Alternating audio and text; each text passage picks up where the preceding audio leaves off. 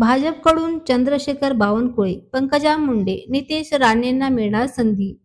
राज्य मंत्रिमंडळाच्या पहिल्या विस्तारात केवळ 18 जणांनाच संधी मिळणार असल्याचे खात्रीलायक वृत्त आहे. विधिमंडळाच्या हिवाळी अधिवेशनापूर्वी येत्या 13 अथवा 14 डिसेंबर रोजी हा विस्तार होण्याची शक्यता आहे. त्यात तिन्ही पक्षांचा प्रत्येकी 6 मंत्र्यांचा समावेश होणार आहे.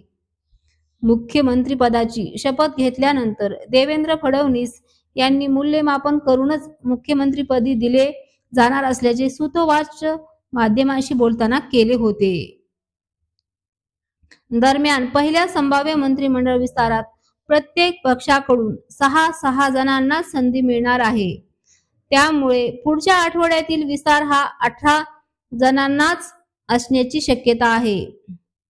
केसरकर, सतार, सावंत यांच्यावर टांगती तलवार व एकनाथ शिंदे यांच्या शिवसेनेतील अनेक ज्येष्ठ मंत्र्यांचा पत्ता कट होऊ शकतो.